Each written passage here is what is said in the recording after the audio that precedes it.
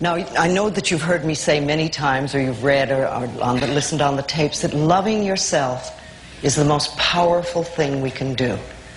Then everything flows. Everything flows beautifully. And I'm not talking about vanity or arrogance, because that is not love. That's always fear. I'm talking about just really respecting and appreciating this incredible, magnificent being that we are. You know, little babies know how to love themselves. You were born in pure love, all of you. There's not one little baby alive that I know of that ever criticizes its body or ever says, my hips are too big. Have you ever heard a baby say that? They're just thrilled and delighted that they have a body.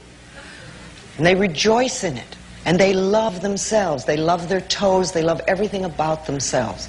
They absolutely adore, they express their feelings. You know, when a baby is happy, you know it. When a baby is angry, the whole neighborhood knows it. They're never scared to let people know how they feel. They live in the moment. And they're filled with courage. And they're wonderful. And we were all like that. Got to remember that you were filled with courage and you were full of love and you adored yourself when you were very little. And then what happens is we start to grow up and we start to listen to people that were frightened or critical or resentful or guilty. And many of us grew up with people like that. You know, if you grew up in a family where there was criticism was the norm, then you're going to grow up to be a critical person. You're going to look at everything in life as with criticism. And you probably criticize yourself and other people. And you won't enjoy life nearly as much as you could.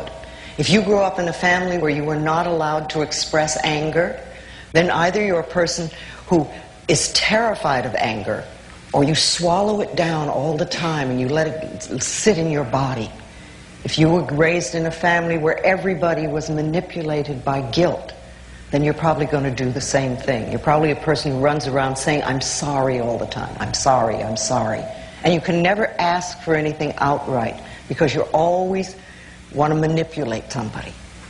But these are old family patterns. And it's very easy to blame our parents, and it's very easy to blame our childhood or our environment. But the problem with that is that it keeps us stuck. We don't get to be free. We get to stay in our victim thing. And that's no good for anybody. Then we just get to keep having our problems.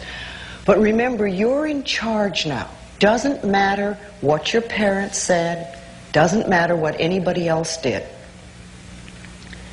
Doesn't matter what you learned. What really matters is what you are choosing to think and say now. Because you're the only person that thinks in your mind.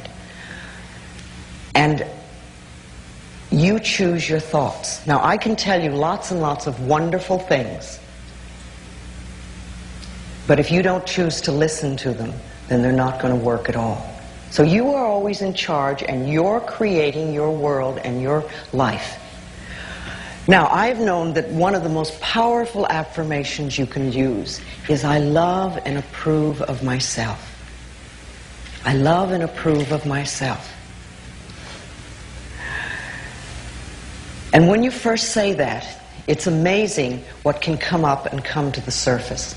Lots of times when we begin to say that, all the negative messages come to the surface. And it's marvelous because that gives us an opportunity to know what's been in the way. You see, if you don't hear your negative messages, you don't know what's in your way.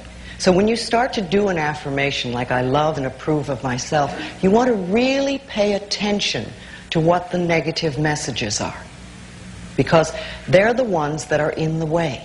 And when you find a negative message, if you could write it down, it's wonderful, because you want to think, I found a treasure. This is something that's really in my way and really creating a problem.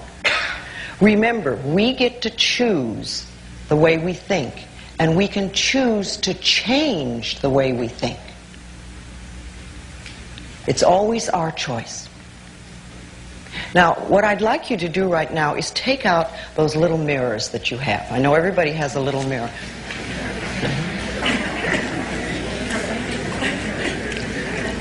Okay, good. Now let's see if you can look in your eyes without primping. See if you can manage to do that. I want you to look in your eyes, and I want you to say, I love you. I love and approve of you exactly as you are. Okay, now just begin to notice what you're feeling. Don't judge it, just notice. What are the feelings that are coming up? Are they feelings of joy? Do you feel wonderful about yourself? Are they feelings of criticism or negativity? Don't judge them, just notice what's coming up. Acknowledge the negative message.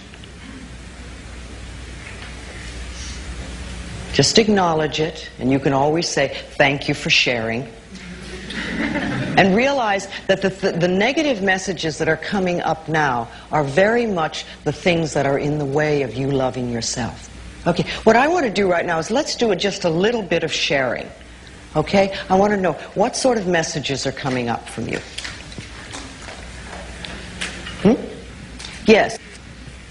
Fear. Who would be upset if you really loved yourself? Me. No. It always goes back farther. Okay. Who would be upset if you really loved yourself? My parents. Your parents. Which one? Both of them? Yeah. Okay. Probably. Both of them. Mostly my What was mother the and father. family message? Always judgmental, always... Okay, so you never came good from a enough. critical, judgmental, resentful family. Right. Okay, fine. So you're And a wonderful... fearful. And fearful. Oh boy, you really got it all. Okay, it just means that you have a little more to work on. You know, I really think that some of us are very young souls, and we come here and it's like going to kindergarten. Life is really very simple. And some of us are much older souls, and we pick tougher tests, and it's more like going to graduate school. But you know, you can do it. It's just that you've chosen perhaps a little more difficult things to overcome. But see, it's my belief that the main thing that we really come here to work on is loving ourselves, in spite of what they say and in spite of what they do. And that's what we really need to do. So, okay, you've got things, you've got judgment, you've got criticism, you've got fear, probably a little guilt in there too. Okay, then I like to always think of that we can go beyond our parents' limitations. You know, they had a limited way of looking at life, and you were a very good little child, so you learned what they taught you. See, a lot of us think that we're bad and we're not good enough and we're no good, but actually we're ideal, wonderful, loving little children, and we learn exactly what our parents teach us. Not always what they tell us to do, but we learn from them. And we learn exactly what they do, and we grow up doing the same thing.